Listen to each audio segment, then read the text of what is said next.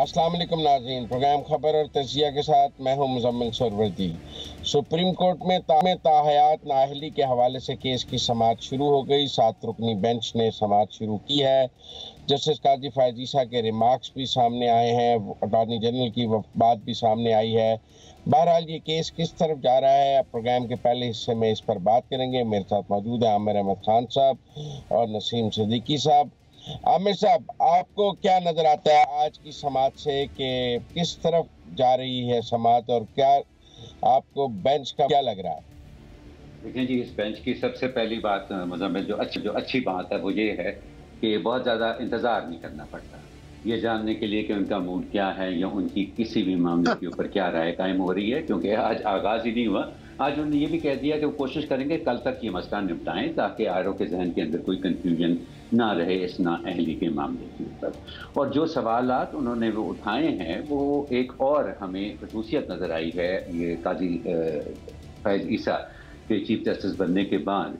वो खामखा की कानूनी पेचीदगियों में नहीं पड़ते हैं, वो बुनियादी कवानीन और बुनियादी असूलों की बुनियाद के ऊपर बात करते हैं। और इसीलिए उन्होंने आज ये सवाल भी उठाया कि अगर कोई एक शख्स गलती करता है और नाअहल करार पाता है और उसके बाद वो तौबा कर लेता है और वो रिफॉर्म कर लेता है, तो क्या फिर भी उसकी सज़ा जो है वो सारी उम्र जारी ही रहेगी, यानी कि एक गुनाह की उसको सारी उम्र सज़ा मिलती ही रहेगी।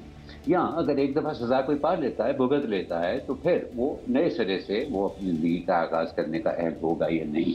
सो मेरा ख्याल है कि अगर ये नुक्ता ही अगर उन्होंने सामने रखा अपना, क्योंकि मुझे इसके अंदर कोई बहुत ज़्यादा कानूनी बारीकी नज़र नहीं आती है। जहाँ तक हम देख सक रहे हैं आइन के अंदर तो कोई सज़ा तय है नहीं है, ये जिक्र है नहीं कि इस तरह की नाअहली जाए वो ताहयात होती है या चंद साल तक होती है सारा। और अगर इलेक्शन एक्ट में इस नाअहली की मुद्दत को 5 साल तक महदूद किया गया है तो कहीं पर भी आइन से मुतसादिम नहीं है, क्योंकि आइन में तो इस चीज़ का कोई जिक्र है ही नहीं। सो फैसला अगर बुनियादी असूलों के ऊपर होना है, इंसाफ के बुनियादी तकाज़ों के ऊपर होना है, तो फिर तो यही लगता है कि जो कल फैसला आएगा उस फैसले का जो नीयत होगी उस फैसले के पीछे वो यही होगी कि किसी को भी गैर ज़रूरी तौर पर उसके जुर्म से बढ़कर या गैर ज़रूरी तौर पर ज़्यादा सज़ा ना भुगतनी पड़े, और वो सज़ा जो है वो जुर्म के साथ कोई ना कोई मुताबिकत रखे। यानी कि मुझे ये ताहयात नाअहली वाला जो मामला था, जो कि अगेन एक सुप्रीम कोर्ट का एक मखसूस केस के अंदर फैसले के नतीजे में सामने आया था, मुझे वो कायम रहता नज़र नहीं आता। नसीम सिद्दीकी साहब, आप तो यकीनन कहेंगे कि सुप्रीम कोर्ट धांधली कर रहा है और ये ताहयात नाअहली कायम रहनी चाहिए, और ये बेंच भी कोई ठीक बेंच नहीं है।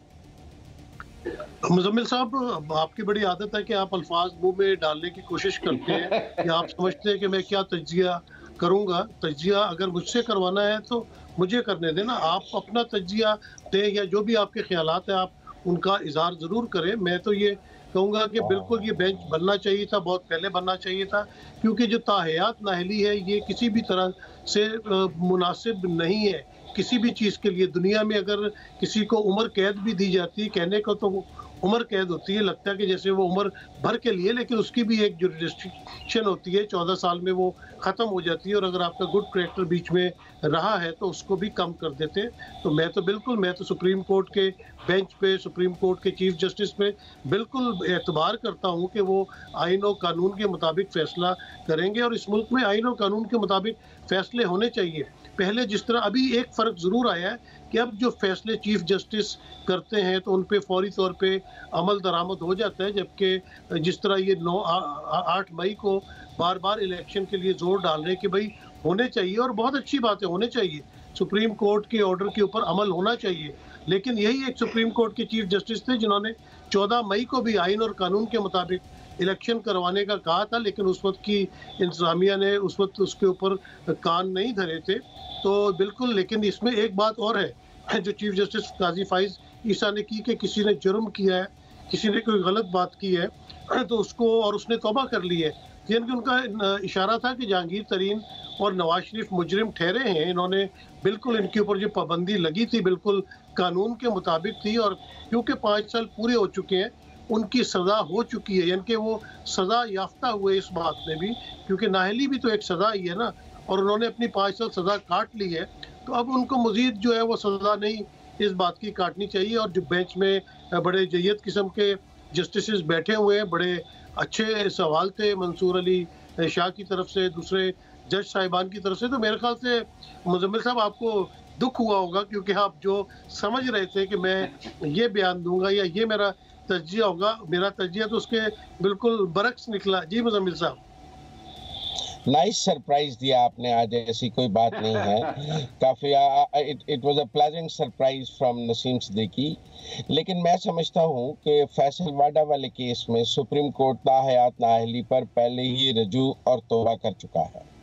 अगर मैं नसीम सिद्दीकी वाली बात पर तौबा और रजू करने की मंतक की तरफ जाऊं तो मुझे ये नज़र आता है कि सुप्रीम कोर्ट ने अपनी गलती का अजाला और अपनी तौबा फैसल वाडा वाले केस में कर ली, जब उन्होंने यही कहा कि कागजात की में अगर गलती हो, कोई आपने चीज़ जाहिर ना की हो, तो उसकी इतनी सख्त सजा नहीं हो सकती कि आपको ताहयात नाअहल कर दिया जाए। और मैं समझता हूँ कि जिस बेंच ने फैसल वाडा के लिए नरमी और तौबा शुरू की थी और ख़ुद भी तौबा की थी ताहयात नाअहली में, उसी बेंच में इतनी करेज भी होनी चाहिए थी कि वो बुला के जहांगीर तरीन और नवाज शरीफ को कहता कि हमें अकल आ गई है, हमें समझ आ गई है कि हमने आइन से तजावुज किया है, रीराइटिंग ऑफ द कॉन्स्टिट्यूशन की तरफ गए हैं, तो हम तौबा करते हैं और हम रजू करते हैं और हम इस ताहयात नाअहली को ख़त्म करते हैं।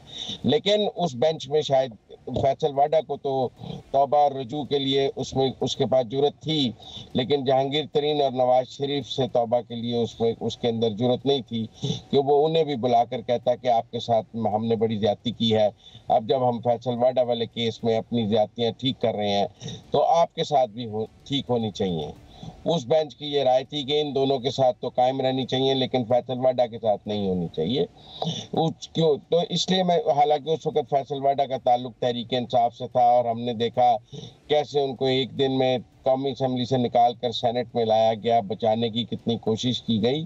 तो वो तो सारी तौबा और रजू कौम के सामने है तहरीक इंसाफ की कि वो फैसल वाडा के लिए उनकी क्या मॉरल स्टैंडर्ड्स थे और नवाज शरीफ और जहांगीर तरीन के लिए क्या मॉरल स्टैंडर्ड्स थे। तो इसलिए जब सुप्रीम कोर्ट ने तौबा और रजू कर ली है तो फिर मेरा मतलब है नवाज शरीफ और जहांगीर तरीन से तौबा और रजू का सवाल कहाँ से पैदा हो गया। तो मुजम्मिल साहब, आपने मॉरल स्टैंडर्ड की बात की, अगर इजाजत हो तो मुझे एक जुमला कहना चाहूंगा। बड़ी जी, खुल के जी, मैं कौन होता हूँ आपको रोकने वाला। जी जी मुजम्मिल साहब, ये मॉरल स्टैंडर्ड्स की आपने बात की, मुझे बड़ी अच्छी लगी।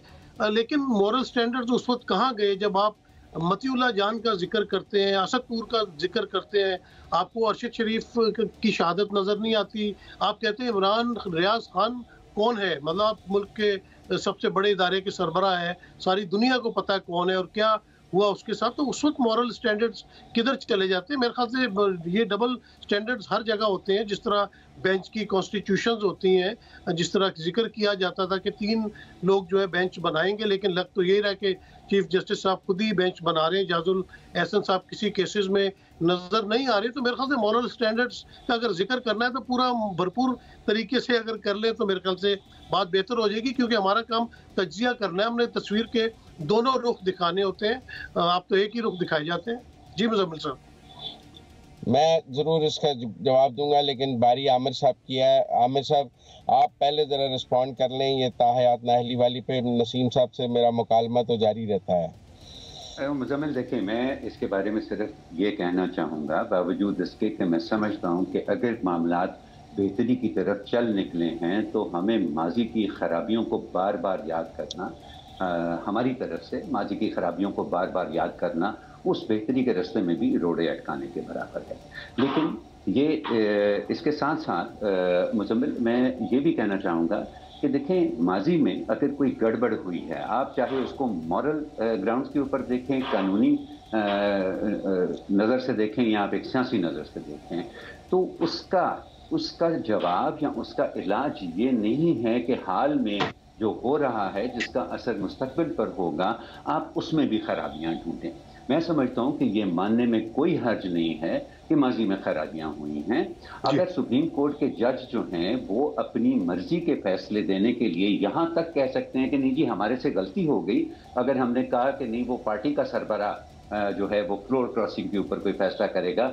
असल में तो ये पार्लियामेंट्री पार्टी का सबरा है जिसको ये फैसला करना चाहिए, और पहले हमारे से ये कह के वो गलती हो गई, तो फिर हमें क्या प्रॉब्लम है ये मानने के अंदर। और हमारे ये नए चीफ जस्टिस साहब जो हैं ये भी बार बार यही कहते हैं कि अगर मेरे से गलती हो गई है तो मैं मानूंगा कि मेरे से गलती हो गई है। तो उनको उन गलतियों को मानने की बजाय जो मौजूदा हालात में अगर कोई चीज़ सही तरफ चल रही है, बेहतरी की तरफ जा रही है, तो उसमें खराबियां ढूंढना जो है वो मेरा ख्याल है कि कोई फ्रूटफुल परसूट नहीं है, वो कोई पॉजिटिव परसूट जो है वो नहीं है। तो मैं तो कम से कम जाती तौर पे, बाकी सबकी राय है होती है, हर शख्स की राय हमारे लिए मुहतरम होनी चाहिए, लेकिन मैं कम से कम ऐसी राय नहीं रखता कि माजी की खराबियों को ना मानने की ख्वाहिश दिल में रख के तो आप जो हैं हाल में जो हो रहा है उसके अंदर भी आप जबरदस्ती खराबियां जो हैं मौजूद। जी बिल्कुल ठीक आपने कहा कि आज की खराबियों को, लेकिन मैं समझता हूँ कि जब कोई अदालत में जाने का पहला असूल है कि you must go to the court with clean hands and with fair conscious. आपको अदालत के सामने पेश होना होता है पिक एंड चूज के साथ। चीफ जस्टिस ने ठीक सवाल किया कि अगर आप अगवा और इस तरह गुमशुदगी और लापता होने की बात कर रहे हैं तो आपको सबकी बात करनी चाहिए, आपको सिर्फ अपनी हामियों की बात तो नहीं करनी चाहिए, और आपको उनकी भी बात करनी चाहिए जो आपके दौर में लापता और गुमशुदा हुए। उससे आप बरी जिम्मा कैसे हो सकते हैं? आपको वो नाम लिखने चाहिए थे जो आपके अपने दौरे हुकूमत में गुमशुदा और लापता हुए हैं और आप उनको इंसाफ नहीं दे सके हैं। बाकी अगर कोई चीफ जस्टिस इमरान रियाज खान को नहीं जानता तो ये उसका जुर्म तो नहीं है कि वो इमरान रियाज खान को नहीं जानता, लिहाजा वो चीफ जस्टिस रहने के काबिल नहीं है। चूंकि वो मतीउल्लाह जहान और असद तूर को जानता है और इमरान रियाज खान को नहीं जानता, तो लिहाजा नसीम साहब को वो बहुत बुरा लग रहा है कि वो क्यों नहीं जानता। बहुत सारे लोग हैं जो नहीं जानते होंगे और बहुत सारे लोग हैं वो जो जानते होंगे, और उन्होंने बड़ी ठीक आज बात किया।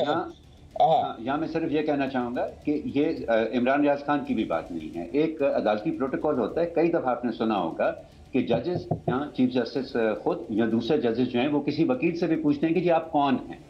ये एक कानूनी और तकनीकी सवाल होता है। इसका मतलब ये नहीं है कि उनको जाती तौर पे जानते नहीं है, वो उनको सारी उम्र उन्होंने उसी पेशे में गुजारी है, लेकिन फिर वो ये सवाल जो है वो अक्सर जी आमिर भाई बड़ी अच्छी आपने बात की। इस तरह कई जस्टिस की आदत होती है कि हर किसी को देख के वो कहते हैं गुड टू सी यू, लेकिन जब वो किसी को गुड टू सी यू कहते हैं तो उनका गुड टू सी यू कहना बुरा लग जाता है। और अक्सर जो जजमेंट्स आती हैं उसमें लिखा होता है कि इनोसेंट अंटिल प्रूवन गिल्टी, तो उसको बड़ा मसला बना लिया जाता है जी कि ये मासूम बोल दिया, मासूम नहीं बोलना चाहिए था। तो हर बात की हर बंदा अपने तौर पे इंटरप्रिटेशन कर सकता है, इसमें मेरे ख्याल से कोई हरज वाली बात नहीं है। जी बिल्कुल ठीक कह रहे हैं। असिस्टेंट माफिया भी नहीं कहना चाहिए जजेस को अपने फैसलों में, और इस पॉलिटिकल कैंपेन्स भी जाकर किसी कैंडिडेट की नहीं करनी चाहिए जजेस को। और माजी में जो कुछ हुआ है वो हमारे सामने है, और वो कोई हमारा अच्छा और कोई शानदार माजी नहीं है जिसका हम बार बार जिक्र करें। और ये बात भी चीफ जस्टिस की ठीक है कि जो लोग लापता हुए और वो वापस आए हैं उनको आकर अदालत को बताना चाहिए कि वो कहाँ गए थे, उनको कौन लेके गया था। और ये अदालत का काम तो नहीं है कि जो तहरीक इंसाफ छोड़ गया उसको बुला कर कहे कि आप वापस तहरीक इंसाफ ज्वाइन कर लें।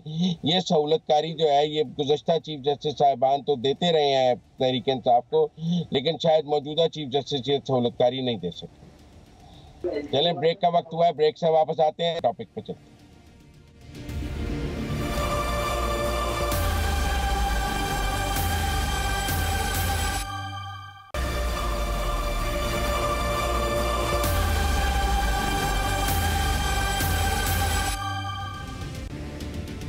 प्रोग्राम खबर और तजिया में एक बार फिर खुशामदीद नाजरीन। बात इंतखाबात से मुतालिक हो रही है, सियासतदानों की अहलियत और नाइजी की बात हो रही है। अब कुछ बात करते हैं उनमें से हमारे कुछ बड़े सीनियर सियासतदान, बुजुर्ग सियासतदान जो हैं उनके मुतालबात की। एक तरफ सुप्रीम कोर्ट का हुक्म के हर हालत में 8 फरवरी को इलेक्शन होने चाहिए, और दूसरी तरफ मौलाना फजलुर रहमान जिनका ताल्लुक JUIF से है, उसके सरबराह हैं, उनका एक बार फिर ये मुतालबा, पहले उन्होंने शायद मुतालबा बाकायदा नहीं किया था, पहले वो अपनी खदशात का इजहार उन्होंने ज़रूर किया है, कई दफ़ा किया है, लेकिन इस दफ़ा उन्होंने बाकायदा मुतालबा किया है। अब पता नहीं ये मुतालबा उनका सुप्रीम कोर्ट से है या दूसरे मुक़र्रर हल्कों से है कि इंतखाबात कुछ दिनों के लिए अगर मुलतवी हो जाएँ, और उनको हो जाना चाहिए, क्योंकि सिक्योरिटी सूरत हाल पाकिस्तान के 2 सूबों में ऐसी नहीं है जिसमें इंतखाबात जो हैं वो मुमकिन है। तो अब जबकि ये बाकायदा मुतालबा, और वो 2 सूबे उनमें खैबर पख्तूनख्वा और बलूचिस्तान शामिल हैं, तो अब जबकि ये बाकायदा उन्होंने मुतालबा किया है, तो क्या ख्याल है मुज़म्मिल साहब, आपसे मैं शुरू करता हूँ, कहीं से उनको अपनी इस मुतालबे का कोई जवाब मिल पाएगा या नहीं? ये इंतखाबी अमल इसी तरह से चलता हुआ 8 फरवरी को इख्तिताम पड़ेगा। नहीं, मुझे लगता है कि इंतखाबात तो बर वक्त हो जाएंगे, और मौलाना की ये बात जो है ये कहीं भी आज देखें ना, जो आज भी सुप्रीम कोर्ट की रूल एक केस में पर मार्क्स आए हैं वो ये हैं कि इंतखाबात मुलतवी नहीं होने चाहिए, जब उन्होंने पेशावर हाई कोर्ट का एक फैसला मुलतवी किया है और कहा है कि ऐसा लगता है इंतखाबात को मुलतवी करवाने के लिए ऐसे फैसले किए जा रहे हैं, लेकिन मुझे नहीं लगता इंतखाबात मुलतवी हो। ताहम मौलाना फजलुर रहमान के जो खदशात हैं, जो कंसर्न है, वो भी बेजा नहीं है। अभी डीआई खान में 2 दिन पहले ही उनके कॉन्वॉय पे हमला भी हुआ है जिसमें वो महफूज रह गए हैं, तो इसलिए वहाँ सिक्योरिटी की सिचुएशन तो बहुत ख़राब है, और वो सही कह रहे हैं कि वहाँ कैंपेन करना भी मुमकिन नहीं है। लेकिन इस सारे के बावजूद इंतखाबात मुलतवी नहीं हो सकते, वो सारी सूरत हाल वो ठीक भी है, इसके बावजूद वो इंतखाबात मुलतवी कराने के लिए वो दलील जो है वो कमज़ोर है, उसमें जितना भी वजन हो वो इंतखाबात मुलतवी नहीं हो सकते उसके नतीजे में, क्योंकि ये चीफ जस्टिस को माजी के हम ख्याल बेंचों वाला चीफ जस्टिस नहीं है जिसको अपने फैसले पर अमल दरामद करवाना ना आता हो और वो कोई कॉम्प्रोमाइज चीफ जस्टिस हो। ये एक ऐसा चीफ जस्टिस है जो फैसला करता है और उस पर अमल करवाना भी जानता है। राइट, मुज़म्मिल नसीम साहब, आपका क्या ख्याल है मौलाना का ये मुतालबा कि कुछ देर के लिए मुलतवी किए जाएं जब तक सिक्योरिटी सूरत हाल काबू में नहीं आती, कितना जायज़ है, और क्या उनको अपनी मर्जी का रद्द-ए-अमल इस पर मिल सकता है या नहीं? मौजूदा हालात क्या है? देखिए आमिर साहब, इन लोगों ने आइन और कानून को मजाक बना लिया हुआ है। इन्होंने अपनी जाती ख्वाहिशात बना ली हुई है कि इतना बड़ा एक मुल्क में सियासी अदम इस्तेकाम इस वक्त चल रहा है, मईशत बुरी तरह जो है वो तो इसके अंडर आई हुई है, तो आप इलेक्शन मुलतवी करवाना चाहते हो। इलेक्शन जो 2008 में जिन हालात में हुए थे या 2013 में जो हालात थे, वो आज वो हालात तो नहीं है। सिक्योरिटी प्रोवाइड करना ही सिक्योरिटी फोर्सेस का काम है और वो बहुत अपना प्रोवाइड कर भी रही है। आप देख रहे हैं कि हमारे फौजियों की शहादतें भी हो रही हैं, दहशतगर्दी से मुकाबला भी हो रहा है, लेकिन जो एक आईनी और कानूनी रास्ता है इलेक्शन का, वो बिल्कुल होने चाहिए। मेरा नहीं ख्याल कि मौलाना फजल रहमान की जो ये डिमांड है वो किसी भी तरह से, यानी कि उनकी अगर जान महफूज नहीं है, अल्लाह ताला उनको महफूज रखे, तो पूरे मुल्क के जो है वो इलेक्शन मुलतवी कर दिए जाए। अब इस मुल्क में इलेक्शन हो जाने चाहिए, गो के फेयर एंड फ्री होते नज़र नहीं आ रहे, लेवल प्लेइंग फील्ड नज़र नहीं आ रही, एक चुनतखब किस्म के चुनतखाबात होते हुए नजर आ रहे हैं, तो वो आने दे, उनको भी आने दे, चलो देख लेंगे वो भी आके क्या तीर मार लेते। तो जो सेटअप बनाया गया है, जो स्क्रिप्ट लिखा गया है, मेरे ख्याल से उसके ऊपर एक दफ़ा अमल हो जाना चाहिए ताकि आवाम को भी पता चल जाए कि क्या मामला चल रहे हैं, किस तरह मुल्की मामला चलाए जा रहे हैं, किस तरह एक ज़बरदस्ती एक जो पार्टी है उसको मुसल्लत किया जा रहा है। अब जिस तरह कहेंगे अपना मुज़म्मिल साहब के 2018 में भी ऐसा हुआ था, तो वो भी अगर गलत हुआ था तो क्या उस गलत की जो है वो दोबारा फिल्म चलनी चाहिए। तो जो भी आमिर साहब मुल्क में हालात हैं, लेकिन अभी इलेक्शन कमीशन के ऑफिस के बाहर बड़ी मूवमेंट हुई है। वहाँ मेरे ज़राए के मुताबिक वहाँ पे DG IB भी कुछ देर पहले आए हैं, कुछ वजारत दाखिला के लोग भी आए हैं, वजारत दिफा के साथ भी इलेक्शन कमीशन वालों की मीटिंग हो रही, तो कोई मामला डिस्कस हो रहे हैं।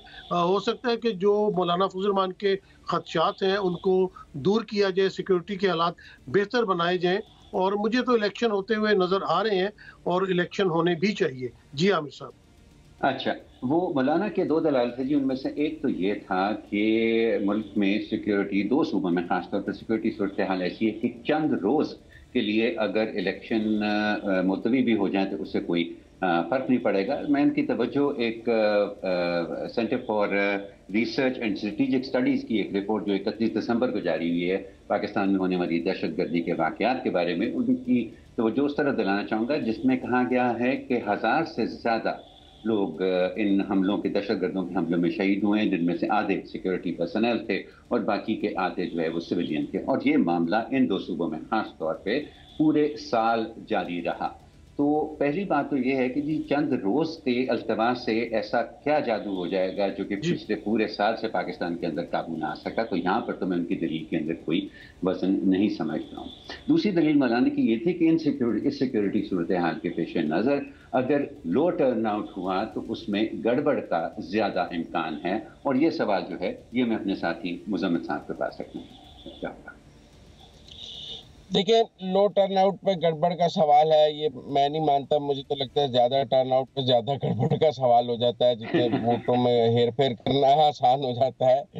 लेकिन मैं ये जरूर मानता हूँ कि ये जो सिक्योरिटी की सिचुएशन है, इसमें एक सियासी जमात को इम्यूनिटी हासिल है और वो दहशतगर्द तंजीम जो है, जो दहशतगर्दी कर रही हैं, वो उस सियासी जमात के लिए हमदर्दी का भी खुला इजहार कर रही हैं और उस सियासी जमात के सियासी मुखालफिन को निशाना बना रही हैं, इंतखाबी सरगर्मियों को निशाना बना रही हैं। तो इस एस्पेक्ट को तो हम नज़रअंदाज नहीं कर सकते कि जो दहशतगर्द तंजीम इन दो सूबों में चल रही हैं, उनका एक सियासी जमात के लिए जो हमदर्दी है वो बहुत काबिल तशवीश है और दूसरों के को जो निशाना बना रहे हैं उनके लिए, तो ये एक तरह से वो उनकी सियासी मदद भी कर रहे हैं। तो मुझे ये काफ़ी काबिल तशवीश लगती है ये बात, एक सियासी जमात का एक दहशतगर्द तंजीम के साथ जो कोलैबोरेशन है, ये कोई अच्छा साइन नहीं।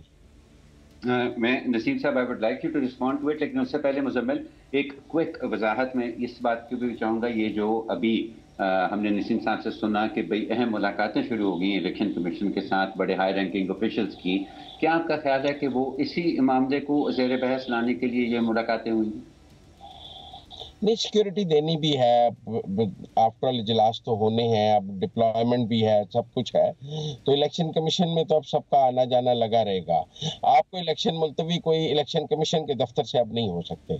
अगर आपने इलेक्शन मुलतवी करनी है तो आपको जो मूवमेंट है वो सुप्रीम कोर्ट की तरफ नजर आएगी, और अगर कोई पिटिशन सुप्रीम कोर्ट में जाए, डिफेंस मिनिस्ट्री लेके जाए, इंटीरियर मिनिस्ट्री लेके जाए, इलेक्शन कमीशन लेके जाए और उस पिटिशन को चीफ जस्टिस काबिल समाअत करार देके को अल्टरेशन इलेक्शन डेट में करें तो ही मुमकिन है।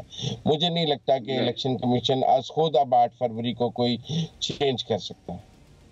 अच्छा नसीम साहब, वापस आपकी तरफ आता हूँ। मुजम्मिल ने एक जिक्र किया कि ये जो दहशतगर्दी की लहर है, इसमें उनको तो एक कोई पैटर्न नजर आता है जिसका उन्होंने जिक्र किया।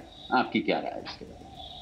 देखिए आमिर साहब, हमारी पाक फौज जो है बड़ी दीदा दलेरी के साथ इन दहशतगर्दों का बड़े साल से, मतलब अब तो 2 दहाइयाँ कम से कम गुजर गई हैं 9/11 के बाद, और बड़ी जाफशानी के साथ हमारी सिक्योरिटी फोर्सेस उनका मुकाबला कर रही हैं। उसको तो पीटीआई नहीं होती थी, तो ये बड़ा आराम से आजकल ना एक फैशन बना हुआ है, किसी को भी आप दहशतगर्द कर दें। आपने देखा कि जो असल दहशतगर्द हैं वो तो पंजाब पुलिस के काबू आते नहीं हैं, उनको ठोक के चले जाते हैं। दूसरी तरफ आप खुर्रम लतीफ़ खोसा जो कि एक बहुत बड़े लॉयर हैं, उनको आप दहशतगर्दी के मुकदमे में गिरफ्तार कर लेते हैं, एफआईआर काट देते हैं उनके लिए, और उसके बाद जिस तरह जो जज हैं वो एसएचओ की सरजनिश करते हैं।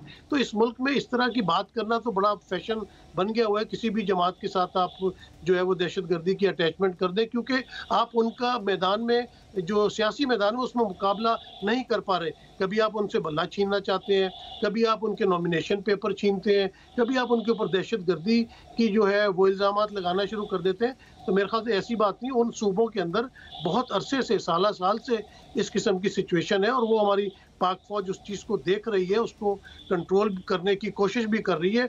बहुत दफ़ा जो है अफगानिस्तान के साथ ये मामला भी उठाया गया है, क्योंकि हम असल मामले से नज़र हटा देते हैं और किसी पार्टी पे इल्ज़ाम लगाना शुरू कर देते हैं, जो टीटीपी कर रही है, जो अफगानिस्तान की सरजमीन हमारे खिलाफ इस्तेमाल हो रही है, जो मुसैद हमारे खिलाफ करती है, या रॉ इन चीज़ों में इन्वॉल्व होता है, ख़ासतौर पे बलूचिस्तान। मेरे ख्याल से ये भी एक एजेंडा है कि जो पाकिस्तान के दुश्मन है उनकी तरफ से तवज्जो हटा के तो इलेक्शन में एक पार्टी के खिलाफ इस तरह की बातें करना शुरू कर दी जाए, जिससे इलेक्शन में कुछ गेन मिल सके, क्योंकि किसी भी वजह से इलेक्शन में गेन मिल ही नहीं रहा। एक शख्स की पॉपुलैरिटी है, उसकी पार्टी की पॉपुलैरिटी है, तो आप किस हद तक भी जा सकते हैं उस पार्टी के खिलाफ बात करने के लिए। जो अपना उनके खदशात हैं वो अपनी जगह दुरुस्त है, और पाक फौज और हमारी जो सिक्योरिटी फोर्सेस हैं वो उनका इलाज भी करेंगी इंशाल्लाह ताला, और पाकिस्तान में ये जो दहशतगर्दी की लहर है ये भी इंशाल्लाह ख़त्म होगी। जी आमिर साहब।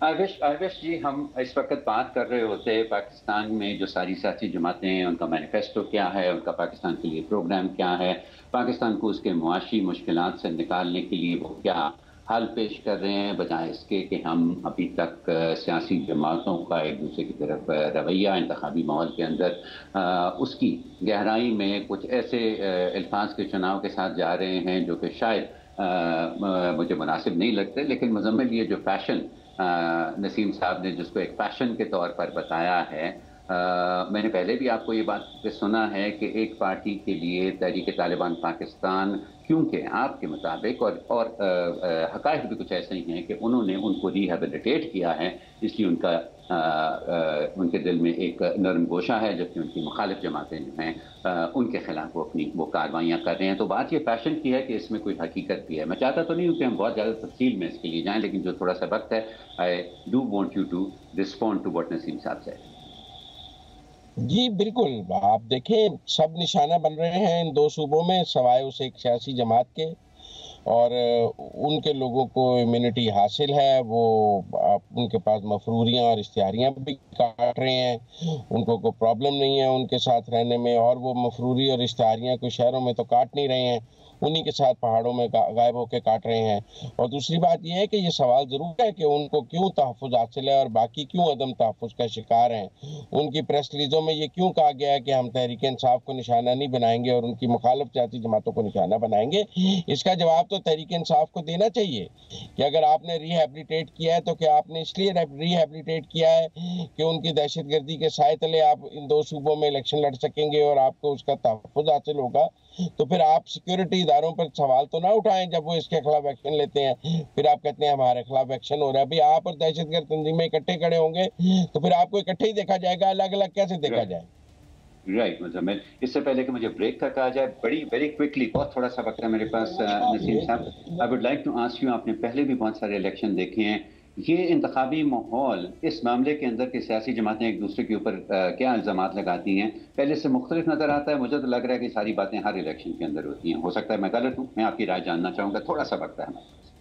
जी आमिर साहब, नहीं, ये इलेक्शन बिल्कुल मुख्तलिफ है। देखें, धांधली हर इलेक्शन में होती है, कभी पीटीआई दौर में होगी, पीपल्स पार्टी दौर में होगी, दूसरे मुल्कों में भी होती है, लेकिन ये जो इंतखाबात से पहले इसमें धांधली चल रही है वो, यानी कि आमिर साहब मुझे आप ये बताएं कि आपको एक चीज नजर नहीं आ रही, आप मुझसे ज्यादा तजुर्बेकार है, कभी आपने देखा कि 90 दिन के लिए निगरान हुकूमत जिस दिन आती है उस दिन से जलसे जुलूस शुरू हो जाते हैं?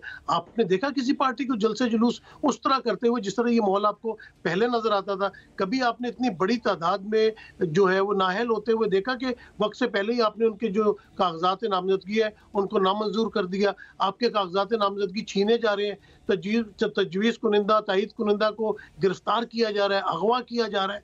मतलब ये चीजें मैंने तो अपनी जिंदगी में कभी भी नहीं देखी। मेरे तजर्बा जो है वो ये है कि जब तक इंतखाबी निशानात अलॉट नहीं हो जाते, कैंडिडेट्स की फाइनल लिस्टें नहीं शुरू हो जाती, जो कि नॉर्मली 2 से 3 हफ्ते पहले होता है पोलिंग डेट से, तब तक बाकायदा इंतखाबी मुहिम जो है वो शुरू नहीं होती। और जहां तक बड़ी तादाद में लोगों के कागजात नामजदगी रद्द करने का मामला है, तो जी 2013 के अंदर 27,000 में से 4,000 कैंडिडेट्स को रिजेक्ट किया गया था, इस दफा 25,000 में से 22,000 को रिजेक्ट किया गया है। लेकिन वक्त हुआ है ब्रेक का, थोड़ी देर बाद दोबारा।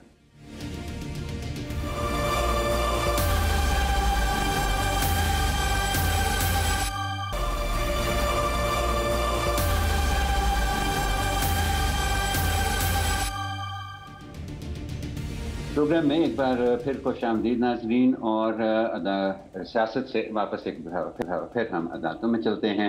आज इससे पहले भी हमने जिक्र किया कि हाई कोर्ट के फैसलों के मुतालिक सुप्रीम कोर्ट जो है उनका क्या कहना था। आज फिर एक और मुकदमे में जिस पे एक रिटर्निंग ऑफिसर को हटा दिया गया था पेशावर हाई कोर्ट के कहने पर, उस पर भी हैरानगी का कुछ हद तक बर्मी का भी इज़हार करते हुए सुप्रीम कोर्ट ने कहा कि भाई एक रिटर्निंग अफसर अगर छुट्टी पर चला गया है और इलेक्शन कमीशन उसकी जगह दूसरा रिटर्निंग अफसर लगा दिया है, तो पेशावर हाई कोर्ट ने किस बुनियाद के ऊपर उसकी तकर्री को मुअत्तल किया है। और ये कहते हुए उन्होंने उनकी उस फैसले के खिलाफ जो अपील थी वो मंजूर कर ली और उनको अपने फ़राइज़ अंजाम देने का हुक्म कर दिया। साथ साथ उनका ये भी कहना था कि लगता है कुछ हथकंडे इस्तेमाल हो रहे हैं इलेक्शन मुअत्तल कराने के लिए।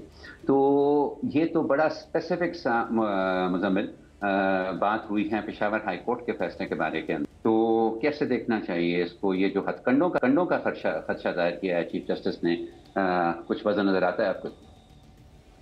बिल्कुल जी, हाई कोर्ट देखें ना, हाई कोर्ट्स का पैटर्न देखें। वो इलेक्शन कमीशन को सुने बगैर एक सियासी जमात की दरख्वास्त जाती है, 10 मिनट में उस पर स्टे ऑर्डर दे के फैसला ले लेते हैं। भाई दूसरी तरफ स्टेक होल्डर इलेक्शन कमीशन है, बाकी सियासी जमातें हैं, उनके मौक़िफ़ का कोई वजन नहीं, और जो एक बंदा आपके पास आया है उसके मौक़िफ़ का जो है वो ज़्यादा वजन है।